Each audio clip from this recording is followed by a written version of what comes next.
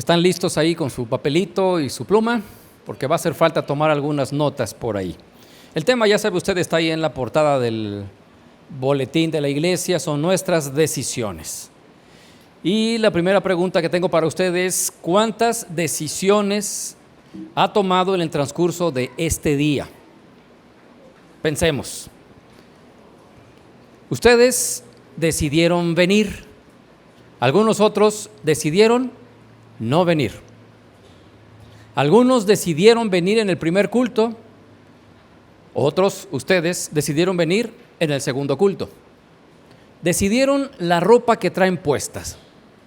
Y yo cuando volteo a ver y veo a las damas, yo digo, espectacular, genial. Este es el momento donde las damas aplauden, por favor.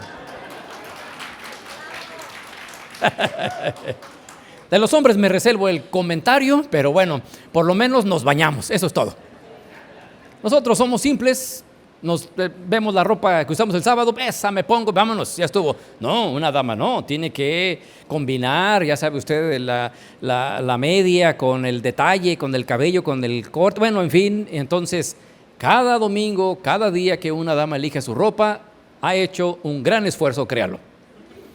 También decidió la ruta para venir aquí. Algunos de ustedes decidieron pasarse el semáforo, déjeme verlos. Ah, qué caray. Y algunos otros decidieron esperar lo frustrante que es muchas veces con tiempo recortado. Vámonos rápido y esperamos a que el semáforo nos dé el paso. Quizá usted diga, bueno, son decisiones no trascendentes, más bien decisiones cotidianas. Pero ¿qué hay si yo le pregunto a usted de las decisiones financieras que ha tomado hasta este día? Y entonces se va a dar cuenta usted que el año pasado hizo una inversión y por eso trae usted una sonrisa amplia, pero los que vienen serios, quiere decir que el año pasado hicieron otra inversión que no resultó como ustedes deseaban. Hoy día, mis hermanos, estamos endeudados gracias a nuestras decisiones. Hoy día tenemos bonanza económica gracias a nuestras decisiones. De hecho, usted es ingeniero gracias a que un día tomó la decisión de ir a la universidad y eligió una carrera. Usted quizás es médico gracias a que un día tomó la decisión de ser médico. ¿Y sabe quién fue quien tomó la decisión de que yo fuera psicólogo? Un adolescente mocoso que no sabía de su vida, él decidió que yo iba a ser un psicólogo y yo se lo agradezco enormemente porque le atinó.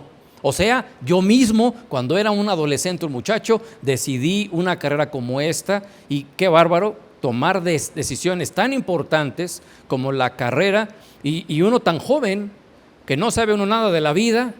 Y luego empieza uno a ejercer la carrera y uno se da cuenta que fue acertada la decisión profesional que tomamos un día. Decisiones importantes. ¿Qué le parece si pensamos en la decisión que usted tomó hace ya algunos años de elegir a la persona que tiene usted como esposa?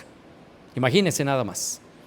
Qué importante decisión estaba tomando usted para el resto de su vida, porque los hijos de Dios pensamos que el matrimonio es para toda la vida. Luego tomó la decisión de tener los hijos que tiene, en el mejor de los casos lo decidió. Y si no, pues se le brincó la cuenta y se le vino otro chiquillo, porque ya sabe usted que las cosas así son. Y entonces, si pensamos en nuestras decisiones, debemos comprender que nuestras decisiones son importantes. Observen la página allá arriba en la pantalla y comience a tomar, dame una gráfica más, por favor. La primera frase que quiero que ponga ahí es: nuestras decisiones son importantes.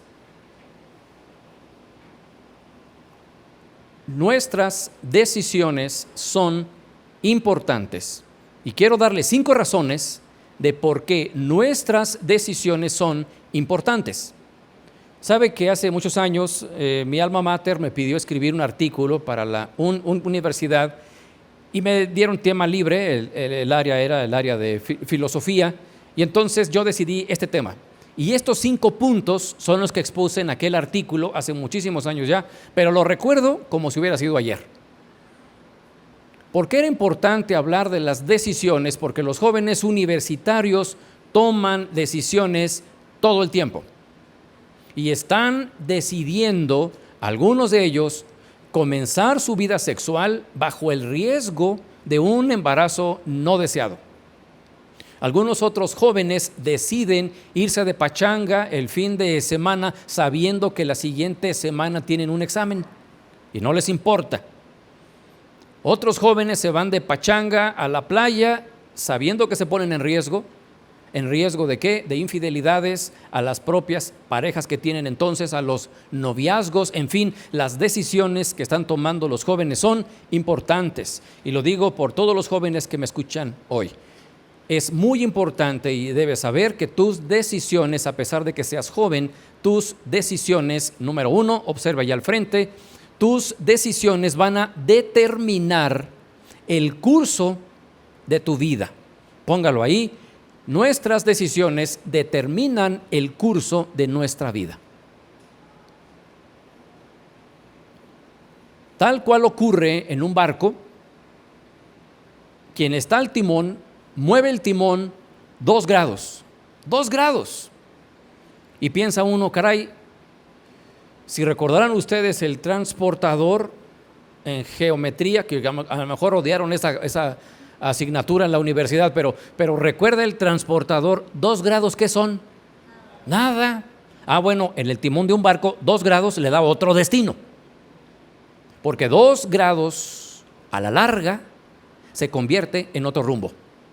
Y hoy día nosotros estamos tomando decisiones aparentemente simples, o sea, 2 grados en nuestra vida, y no sabemos que el destino de nuestra vida va a cambiar. ¿Gracias a qué? A que nuestras decisiones van a determinar el curso que va a llevar nuestra vida. Razón número 2, véalo allá enfrente, nuestras decisiones van a afectarnos positivamente o negativamente. Tómelo como una referencia importante.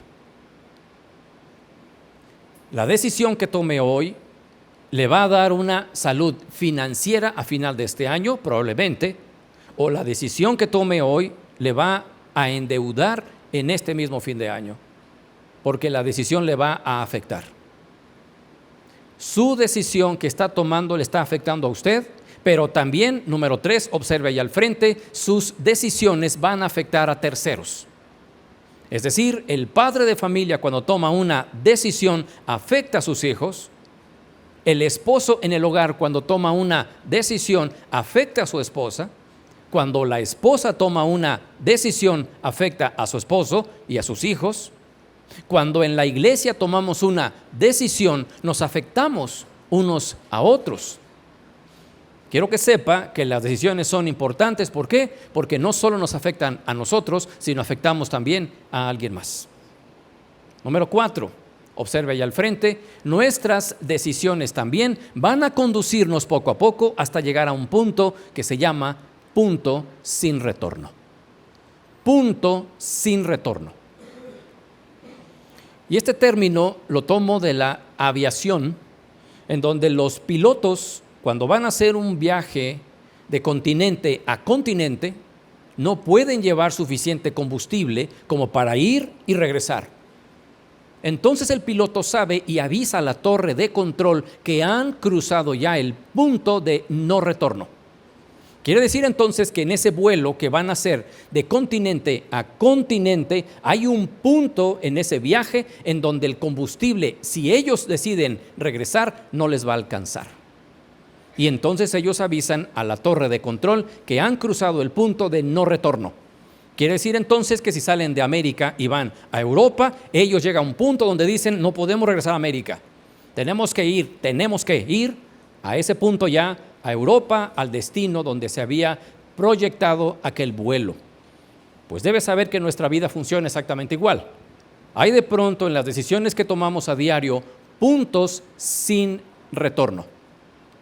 Y cuando llega en nuestras vidas el punto sin retorno, quizás sea demasiado tarde. Hay jóvenes que hoy día están jugando con su salud consumiendo sustancias. Y llega un punto sin retorno cuando su salud se ve comprometida o bajo el influjo de las drogas. Han cometido un asesinato. Qué triste es ver que de pronto alguien despierte con un cuchillo en la mano y que vea a una persona muerta ahí por el consumo de las sustancias. Cuando al principio las drogas era algo tan divertido y placentero, donde se utilizaban las drogas para relaciones sexuales más intensas o para hacer la fiesta más intensa, y en el antro los chavos se divierten de lujo, están teniendo conductas de alto riesgo sin tomar en cuenta que quizá estén aproximándose cada vez más al punto de no retorno.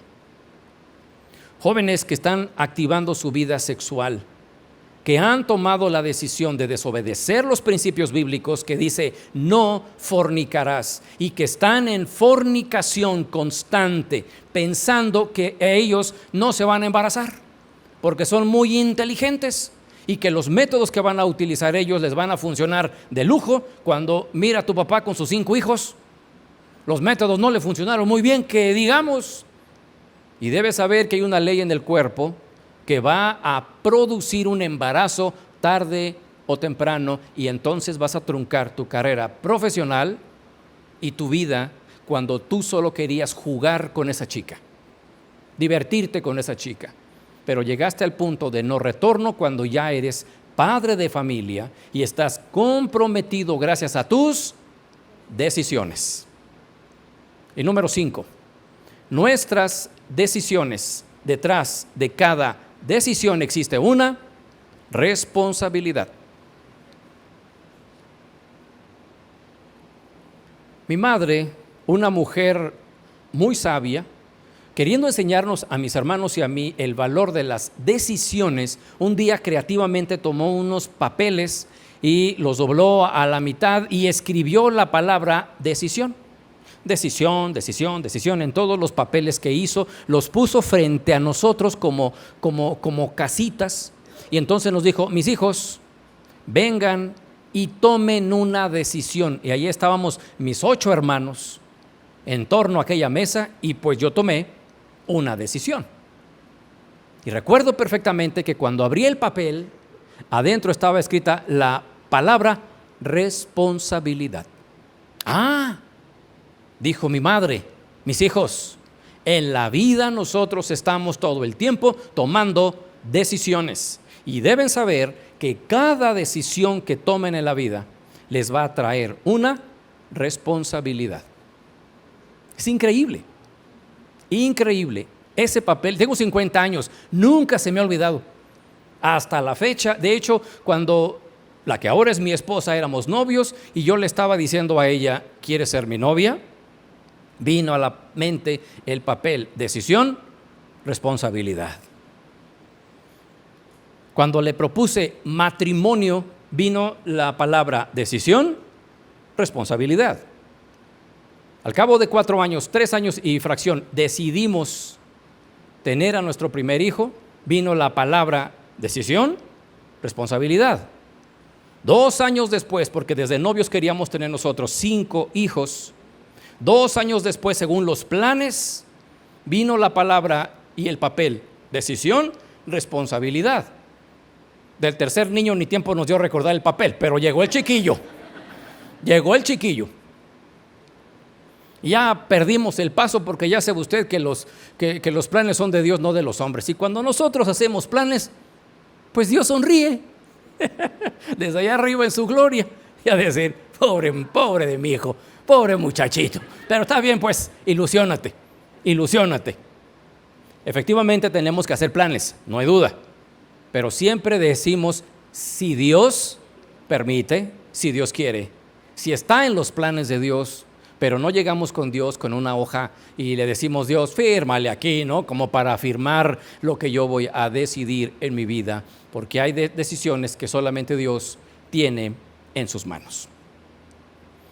Por eso son importantes nuestras decisiones. Y quiero mostrar en una historia bíblica, porque no hemos entrado a la Escritura aún, quiero mostrar en una historia bíblica estos 5 puntos cómo efectivamente nuestras decisiones determinarán el curso de nuestra vida, cómo nuestras decisiones van a afectarnos para bien o para mal, cómo nuestras decisiones afectan a terceros, cómo también entendemos que cada decisión puede tener un plazo o un punto de no retorno, y finalmente entendamos que cada decisión va a traer consigo mismo una responsabilidad. Abra conmigo la escritura, allá en Números, el capítulo 13, y si me das la siguiente diapositiva te lo agradezco.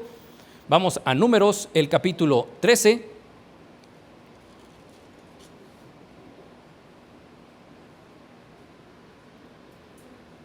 Y en esta historia tan hermosa, en este punto de la historia, vamos a observar cómo esos 5 puntos que acabamos de ver hace un rato se hacen efectivos en la vida del pueblo de Israel. Dios le había dicho a Moisés que su pueblo iba a ser esclavo de Egipto 400 años. Y cuando hizo el pacto le dijo: ten por cierto que tu descendencia estará siendo esclava de Egipto 400 años. Pero al cabo del tiempo yo voy a enviar un libertador y te voy a sacar con mano fuerte de Egipto y te voy a llevar a la tierra de Canaán. Si lo ve en la gráfica, si me le das un clic, va a observar que la tierra de Gosén, se dice particularmente en ese punto estaría instalado el pueblo de Israel. Está usted en el delta del Nilo. Si observa ahí al costado, bueno, yo lo observo en la izquierda, usted debe observarlo en el lado derecho. No es cierto, en el lado izquierdo lo ve usted, ¿verdad? Ya me hice bolas, ahora sí. Bueno, ya lo vio, ¿verdad? Ahí está el delta del Nilo. Y entonces ahí estaba situado el pueblo de Israel. Y como sabe usted, Dios llama a Moisés 40 años después de que este hombre quiso liberar al pueblo de Israel y tomó la decisión, él, de liberar al pueblo de Israel, y Dios le dijo: mijo, no es el tiempo, te faltan otros 40 años de experiencia, porque Moisés era un chamaco de 40 años, cuando él, con el impulso de un joven de 40 años, ¿a poco no era un joven de 40? Dígame sí o no, era un muchacho, un chamaco. Y entonces a los 40 años le dijo Dios: espérame, te falta un poco de experiencia, y lo manda al desierto 40 años más. Pero al cabo de 80 años de vida, Dios aparece a este hombre y le dice: ya es el tiempo. Ya es el tiempo de ir a liberar a mi pueblo Israel. Y ya sabe usted, con este poder de Dios tan expreso, tan abierto, Dios liberó a su pueblo Israel con unos milagros, con plagas. Ahí estaba Moisés con esa vara y hizo milagros pero portentosos. Y dice la escritura que un día, saliendo todo este pueblo, tuvieron que cruzar el Mar Rojo, y un evento increíble, increíble. Según los estudiosos, el pueblo de Israel, observe el cuadro, en la península del Sinaí, los llevó en la parte sur al monte del Sinaí y les dio la ley. ¿Por qué Dios tuvo que llevar al pueblo de Israel a la tierra del Sinaí antes de llevarlos a la tierra de Canaán, cuando la tierra de Canaán está al norte? Porque Dios les iba a dar su ley. ¿Por qué era importante? Porque el pueblo de Israel no tenía leyes. Y si alguien no tiene leyes, no tiene el manual de vida para una correcta toma de decisiones. La palabra de Dios es una antorcha que alumbra en un lugar oscuro. Y entonces la escritura es dada al hombre con el fin de que tenga esa antorcha cuando va a tomar sus decisiones financieras, familiares, de hábitos, de salud, etcétera. Tiene que ir a la palabra de Dios para alumbrar su entendimiento y tomar una decisión basado en ¿qué? En las leyes de Dios. Por eso Dios lleva a este pueblo a este monte y les da las ordenanzas básicas en 10 preceptos, 10 mandamientos muy sencillos de entender, y Dios le da al pueblo de Israel identidad como pueblo cuando les da una ley. ¿Por qué? Porque si el hombre no tiene leyes, tampoco tendrá identidad. La identidad se obtiene al saber que estás cumpliendo las indicaciones de alguien que está allá arriba, que nos diseñó, que nos creó, que nos dio un propósito de existencia y nos da el manual de la vida a través de sus preceptos escritos en la palabra de Dios. Luego les lleva hacia el norte, dámele un clic más, y ahí estamos en un punto que se llama Cades Barnea. Y en Cades Barnea ocurre lo que está aquí en Números, el capítulo 13. Es decir, Israel ya tenía las leyes en sus manos, Israel ya estaba liberado de Egipto, ya había cruzado el Mar Rojo, Israel estaba en la puerta de entrada de Canaán, en donde Dios estaba a punto de cumplir las promesas estipuladas en aquellos pactos, en el pacto que le dio Dios a Abraham, de que te voy a dar una descendencia y te voy a dar una tierra, y era el momento en el que Dios estaba por cumplir la promesa al pueblo de Israel, y en ese momento estamos en Números, el capítulo 13. Observe el capítulo 13, verso 1. Dice que Dios habló a Moisés y le dijo que enviara algunos espías, algunos hombres, para que reconocieran la tierra de Canaán. Y entonces Moisés decidió elegir a un miembro de cada una de las 12 tribus. De estos 12 espías hay dos que llaman la atención. Ve el verso 6. Dice que de la tribu de Judá, estoy en Números 13:6, de la tribu de Judá tomó a Caleb, hijo de Jefone, y dice el verso 8 que de la tribu de Efraín tomó a Oseas, hijo de Nun. ¿Por qué nos interesa este otro? Porque ese otro, dice el verso 16, que estos son los nombres de los varones que Moisés envió a reconocer la tierra, y a Oseas, hijo de Nun, Moisés le cambió el nombre y le puso Josué. Entonces Oseas es nada más y nada menos que el sucesor de Moisés. Por eso era tan importante ese tal Oseas, porque era nada más y nada menos que Josué. Bien, estos 12 hombres se infiltran como espías para observar la tierra de Canaán. Y se observa allí en el mapa, en la parte de arriba, imagine que están entrando a la tierra y observan los valles, y observan los campos, y observan la tierra, y observan el fruto, y observan a los pueblos, y viajan de un punto a otro, en un mes y 10 días, 40 días estuvieron ellos investigando esta tierra. Luego empiezan a tomar una muestra de esa tierra, y lo que pueden llevar son del fruto de la tierra. Pero era una tierra de ensueño, una tierra de ensueño. Dios le dijo a Moisés que le iba a dar una tierra preciosa que le había prometido a Abraham. Y desde Abraham, Dios le había dicho: te voy a dar una tierra en la que fluye leche y miel y petróleo. No, eso no se lo dijo, pero lo sabemos hoy. Lo sabemos hoy. Debo decirle a usted que Canaán es el ombligo del mundo, el ombligo del mundo. Y la Escritura nos dice que en Canaán empieza en un costado, en la huella de la Mesopotamia, empieza en el huerto del Edén, entre el Tigris y el Éufrates, empieza la civilización, y la Escritura nos enseña que todo el mundo va a dar vueltas a partir de ese punto, y todo el mundo va a regresar otra vez a ese punto, y va a terminar el gobierno humano en ese punto, precisamente en una batalla escatológica que se llama la batalla de Armagedón. Pero es increíble ver cómo la palabra de Dios desde entonces está dando pistas para entender, y llama la atención a ese punto en esa tierra, porque efectivamente cuando estos espías fueron y se encontraron, fíjense además lo que dice el verso 23, dice que llegan a un arroyo y dice que cortaron un sarmiento de un racimo de uvas y lo llevaron entre dos, con una barra, con un palo. Imagínense nada más el tamaño del racimo de uvas. ¿Se imagina? Entre dos individuos cargando un racimo. De hecho, esa zona se llama Escol, y Escol significa racimo.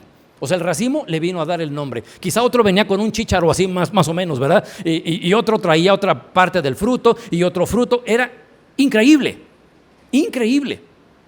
Una tierra hermosa, un clima excelente, y ellos solo veían la superficie de la tierra. Pero hoy día el mundo sabe que ese punto es un punto petrolero donde se genera el 60% del petróleo en todo el planeta.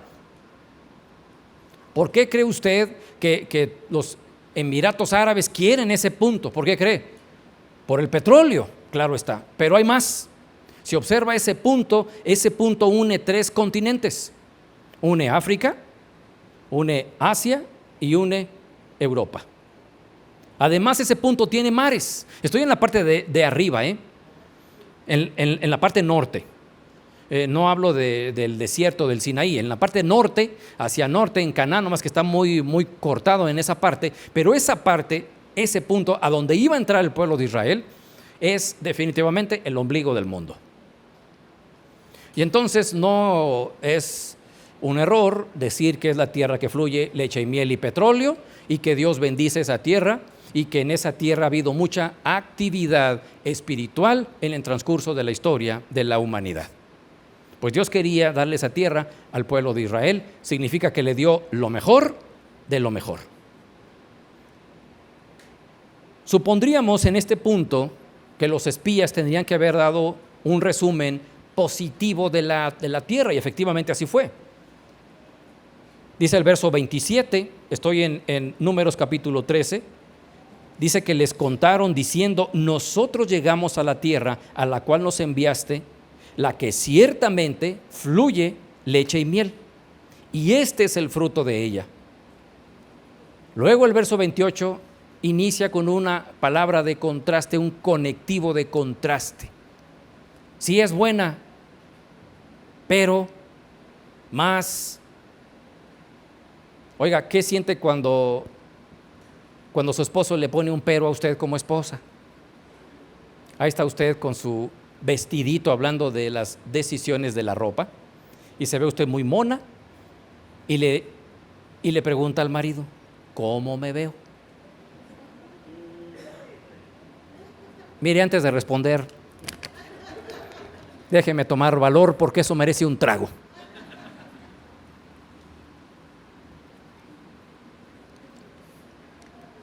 Y si el marido le dice: te ves hermosa, pero... notará usted que el pero es un borrador. ¿Ya lo vio? O sea, no se ve hermosa. O cuando la esposa le dice al esposo: eres el hombre más inteligente que he visto, pero, usted no es el hombre más inteligente. ¿Se fija? El pero, el contraste, la tierra es buena, más, o sea, pero el pueblo que habita aquella tierra es fuerte, y las ciudades muy grandes y fortificadas. Y aparte de esto, vimos ahí a los parientes de Anac, una familia de gigantes, y nosotros nos veíamos como chapulines delante de ellos. No podemos contra ellos. Un pueblo de ladrilleros, sin educación militar, sin organización, sin armas, sin estrategias, sin riqueza, sin nada, ni un plan, van a atacar una ciudad amurallada como Jericó, que tiene la experiencia, que tiene carros cerrados, que tiene hombres armados, que tienen el dinero, que tienen la tierra y que tienen unos fuertes impresionantes. ¿Se imagina usted? No podemos. En ese momento sale nuestro héroe Caleb, y dice en el verso 30 que Caleb hace callar al pueblo delante de Moisés. Y él dice: subamos luego y tomemos posesión de ella, porque más podremos nosotros que ellos. Y yo digo: a ver, Caleb, ¿qué cenaste anoche? ¿Cómo se te ocurre pensar que nosotros, un pueblo nómada, sin tierra, sin zapatos, ni resorteras traemos, vamos a poder con una ciudad amurallada? Y Josué dijo: sí, otro borracho ahí, ¿verdad? Esos dos, ¿cómo se les ocurre? ¿Cómo creen ustedes dos que podemos? Y entonces 10 dicen no podemos y 2 dicen sí podemos. Bien, hagamos un pequeño ejercicio. Imagine que usted es parte del pueblo y usted observa que al frente que hay 10 hombres, 10 diciendo no podemos, y aquí hay 2 sujetos, solo 2 que dicen sí le entramos. ¿Qué decidiría usted?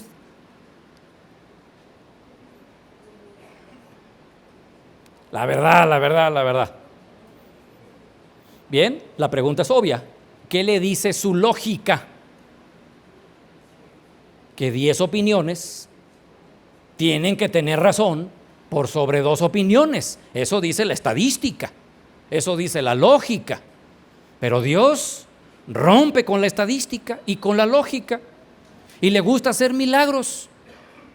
Y si usted ve aquí a un pueblo ignorante, sin estudios, sin historia, sin cultura, sin herramientas, sin dinero, sin nada, y ve a un pueblo armado, pues la pregunta es, ¿quién va a ser mejor de los dos? La respuesta es más que obvia a nuestra razón. Pero Dios rompe todos los esquemas y Josué se le une y le dice, más podemos nosotros que ellos. Fíjese el capítulo 14, el verso 6, porque el pueblo levantó la voz y gritó y lloró. Desde el verso 1 hasta el verso 5 nos dice que el pueblo de Israel dijo, ¿cómo nos sacaron de Egipto? Sí, estamos en paz, a gusto, haciendo el ladrillo y la masa todos los días. ¿Por qué nos sacan para morir en el desierto? Y entonces Josué se le une a Caleb, dice el verso 6, y dice que él y Caleb rompieron sus ropas en una seña de inconformidad, en una seña de ¿qué están haciendo? ¿Qué no es Dios el que nos va a dar esta tierra? Este pueblo entonces estaba por decidir si entraban o no a la tierra de Canaán. Pero observe lo que dice el verso 10. Estoy en Números capítulo 14, el verso 10. Entonces toda la multitud dice que habló de apedrearlos a esos dos. Y si vemos 2 grupos aquí, la decisión número 1 es de los 12 espías, ¿con quién te vas? 10 dicen que no y 2 dicen que sí. La lógica nos dice que los 10 tienen razón, pero luego exponen esto al pueblo y el pueblo se va ¿hacia dónde? Hacia los 10. Y no había uno solo que sumara el número 3 de esos 2. No había nadie. Ahora sí, la pregunta para usted es esta: ¿qué decisión habría tomado usted? Está escuchando que la palabra de Dios dice, entremos. Pero el pueblo dice no, 10 espías dicen no, la tierra es de alto riesgo y la pregunta es, ¿qué vamos a hacer? Y decisiones así, mis hermanos, las tomamos todos los días, todos los días. Dele vuelta a la página, ya casi al final del capítulo 14, cuando Dios, hablando ya verdaderamente un pueblo rebelde, Moisés intercediendo por el pueblo, y Dios le dice las consecuencias que caerían sobre el pueblo de Israel. Vea la consecuencia número 1, ahí en el capítulo 14, casi al final.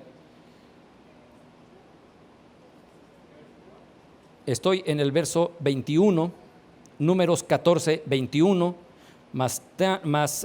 tan ciertamente como vivo yo y mi gloria llena toda la tierra, dice Dios, es decir, lo que voy a decir se va a cumplir, lo está diciendo Dios. Todos los que vieron mi gloria y mis señales que he hecho en Egipto y en el desierto, y me han tentado ya 10 veces y no han escuchado mi voz, no entrarán, no verán la tierra de la cual juré a sus padres. No, ninguno de los que me han irritado la verá. Y hay otro pero ahí, en el verso 24. Nadie lo va a ver excepto, o sea, pero Caleb va a entrar. ¿Por qué? Por cuanto hubo en él otro espíritu, y escuche la palabra que es el tema, y decidió ir en pos de mí. Yo, dice, voy a meterlo en esa tierra y le voy a dar la tierra que pisó la planta de su pie. Esa tierra va a ser suya, lo prometo yo, dijo Dios.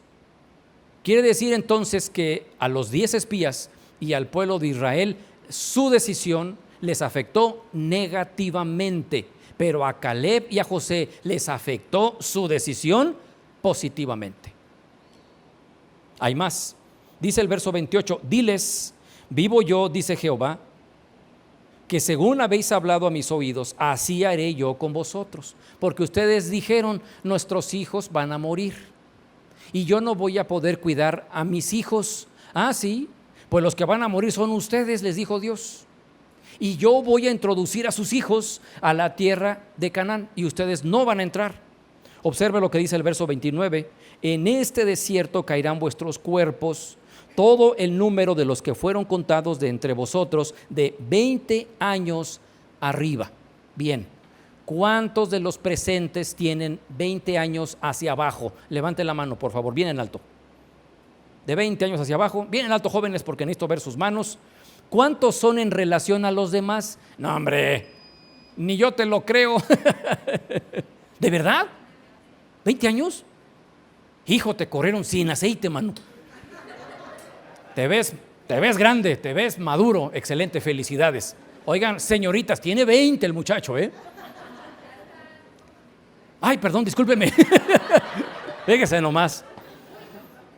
Yo voy a cerrar mi boca mejor con un trago, ¿verdad?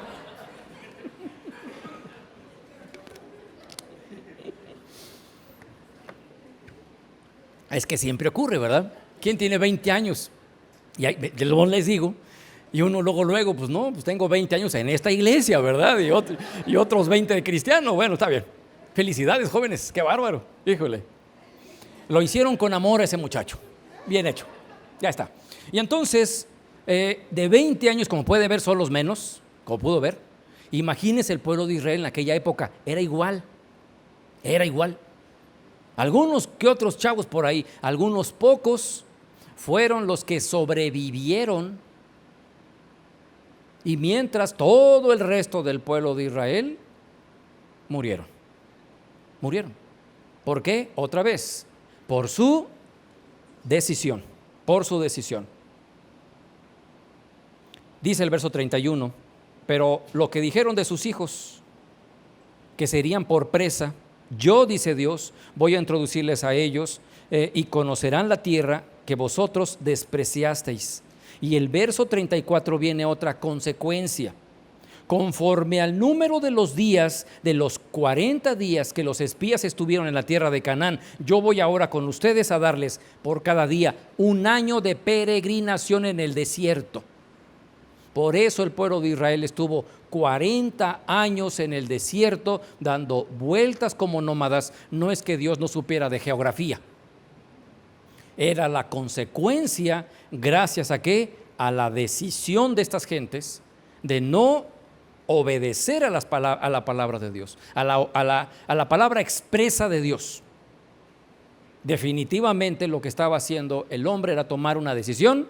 Y observe otra vez, recuerde los 5 puntos que iba a determinar el curso de su vida, que iba a afectarles negativa o positivamente, que iba a afectar a terceros, que habían llegado ya al pueblo de Israel a un punto de no retorno, y finalmente que Dios hizo responsables a estos hombres por la decisión que habían tomado de no entrar a la tierra de Canaán. Qué increíble la sentencia que cayó sobre el pueblo entero gracias a la decisión de 10 hombres. Pero esos 10 no se iban a ir limpios. Observe lo que dice el verso 36. Y los varones que Moisés envió a reconocer la tierra y que al volver habían hablado mal, habían murmurado a la congregación, desacreditando el país, aquellos varones que habían hablado mal de la tierra murieron de plaga delante de Dios. Pero Josué, hijo de Nun, y Caleb, hijo de Jefone, quedaron con vida y de entre toda aquella generación solamente estos dos entraron a la tierra de Canaán. Qué increíble es ver la palabra de Dios. Increíble. Qué increíbles consecuencias. Consecuencias certeras. ¿Por qué? Porque efectivamente, como pudimos ver en la historia, nosotros estamos tomando decisiones que van a modificar nuestra vida. Piensa en esto. ¿Qué decisión está usted a punto de tomar? Piénselo ahora. ¿Está tomando la decisión de casarse? ¿Está tomando la decisión de invertir o no dinero? ¿Está tomando la decisión de divorciarse? ¿Está tomando la decisión de tener otro hijo?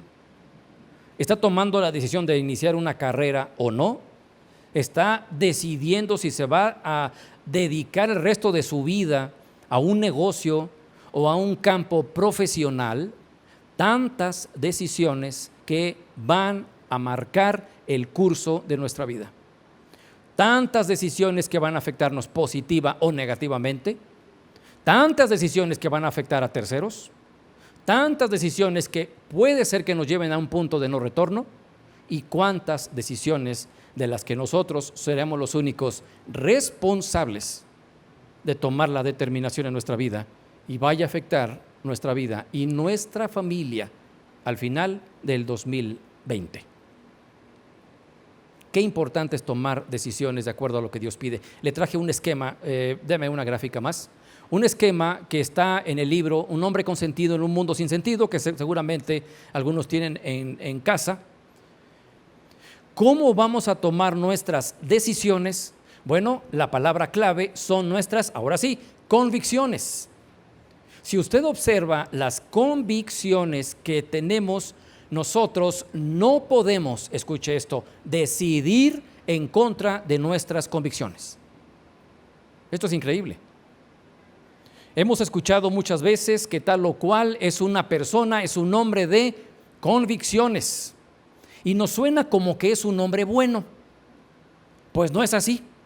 Déjeme decirle que un alcohólico, borracho de banqueta, es un hombre de convicciones.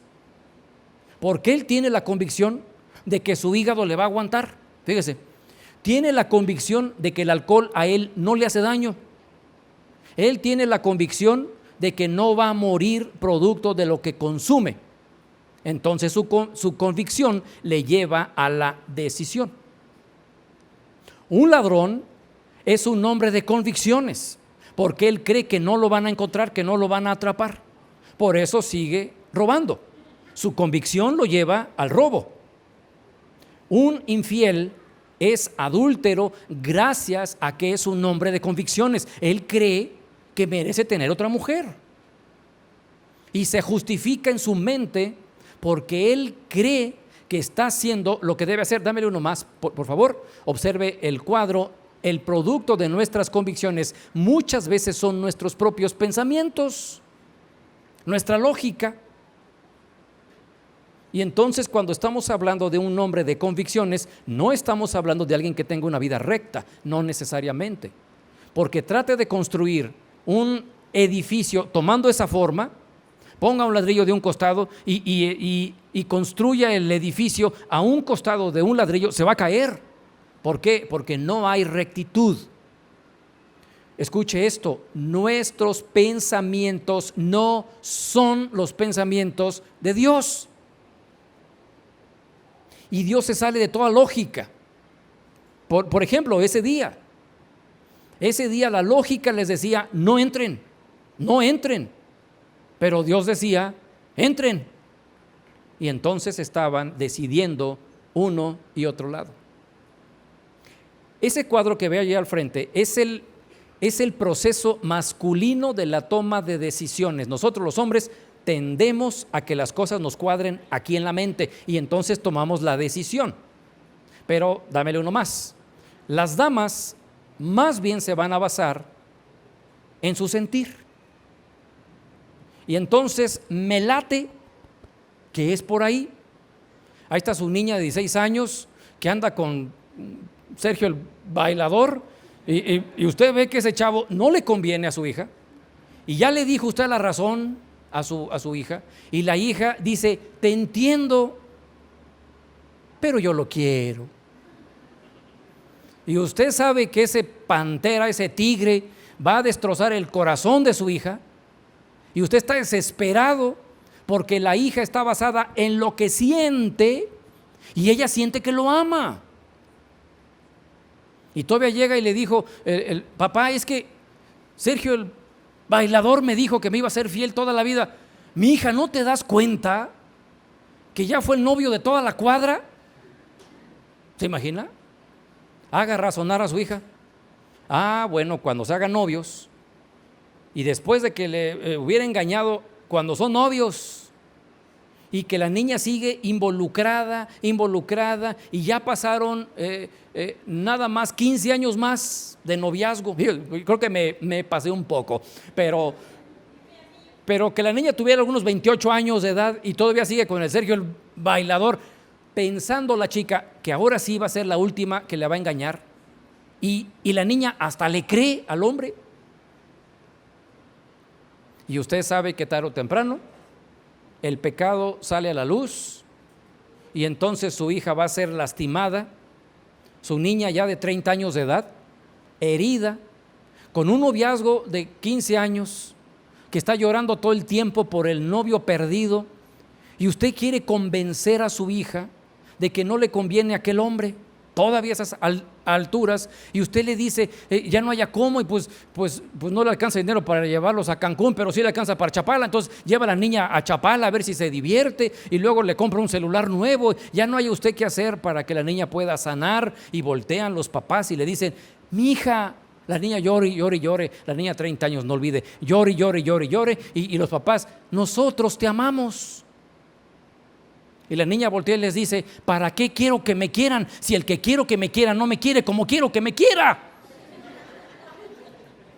Nuestras decisiones van a afectar a nosotros positiva o negativamente, pero también cada decisión que tomamos nosotros puede afectar a nuestros hijos, a la esposa, a nuestros padres, a nuestra iglesia. Pero también hay un punto de no retorno. Y si llegamos a ese punto de no retorno, debemos tener cuidado. ¿Por qué? Porque efectivamente la misericordia de Dios tiene un punto donde Dios dice: hasta aquí. Y cuando nosotros vivimos en pecado, jugamos con la misericordia de Dios, estiramos ese punto para jugar con el pecado todavía más, para vivir en el pecado, para disfrutar el pecado todavía un poquito más, y nos estamos arriesgando a que la decisión de vivir en el pecado llegue a un punto de no retorno y nos traiga una consecuencia realmente grave. Finalmente Dios nos hará responsables de cada una de nuestras decisiones. Quiero invitarle a pensar en cuál es la decisión que debe tomar este día. Piénselo. Y piense en las decisiones que esté tomando de forma cotidiana, en qué medida sus decisiones están agrediendo los principios expresados en la palabra de Dios. Lo digo claro y textual: si su decisión que está tomando hoy rompe con un principio bíblico, se está usted equivocando, porque está actuando fuera de los lineamientos que Dios está estableciendo para que pueda guiar su vida. Jóvenes, el precepto dice: no fornicarás. Tu lógica te dice: todos lo hacen. Tu lógica te dice: yo no voy a embarazarme porque tengo buenos métodos. Tu lógica te dice: nadie se da cuenta. Estás violentando un principio básico de la palabra de Dios que te va a meter en un conflicto. La verdad de Dios lo dice claro: así es. Hombre que me escucha hoy, que es infiel, que tiene un amante o que está jugando con esa idea, está usted rompiendo con un principio básico expresado en el precepto: no cometerás adulterio, y el principio es ser fiel. Y si usted está esclavizado a un romance, Es el momento de decir basta ya, basta ya. Hoy tomo la decisión de obedecer los principios bíblicos porque sé que no estoy siendo fiel a mi esposa, y rompa con esa relación que le va a traer conflictos bastante serios en su hogar. Mujer que me escucha hoy, que se ha guiado por su sentimiento, que está en un estado de lucha constante con su esposo, porque está enojada, muy rencorosa en contra de su esposo. Se ha guiado por el sentir y sus respuestas se han vuelto viscerales. Este es el momento de pedirle perdón a Dios y obedecer a lo que el precepto dice sobre la prudencia de una mujer que debe ganar el corazón de su esposo por medio de sus conductas, no de sus palabras. La escritura es muy clara, muy simple. Le invito a hacer un pacto con Dios en este instante. Ore, hable con Dios. Cierre sus ojos, por favor. Padre, muchas gracias por tu palabra que es clara, es viva y eficaz. Muchas gracias, Señor, por lo que nos has mostrado hoy. Todo el tiempo estamos tomando decisiones, Señor, y no hemos considerado hasta este día que estamos poniendo en riesgo a la familia, nuestra salud, nuestras finanzas, nuestra iglesia. Pero, Señor, hoy queremos tomar la decisión de obedecer cabalmente a lo que tú nos pides. La decisión que tomamos hoy es seguir tus principios, seguir las indicaciones expresadas en tu palabra. Ayúdanos, Dios, a corregir nuestra vida de acuerdo a la palabra de Dios, porque esta es útil para corregirnos. Ayúdanos a escuchar su instrucción, a no prestar atención a nuestros sentimientos o a nuestra lógica, sino a lo que está escrito en tu palabra. Ayúdanos a corregir el rumbo de nuestras vidas para que podamos entonces llegar a un buen puerto, sabiendo que eres tú quien ha marcado el camino de nuestro destino. Te agradecemos por la esposa, por los hijos, por el trabajo, por la riqueza, por la salud y por todas las cosas que nos has dado. Ayúdanos a ser buenos administradores de todo lo que nos has dado. Ponemos nuestras vidas y nuestras decisiones en tus manos. Por el nombre de Cristo Jesús, clamamos a ti. Amén. Muchísimas gracias, mis hermanos.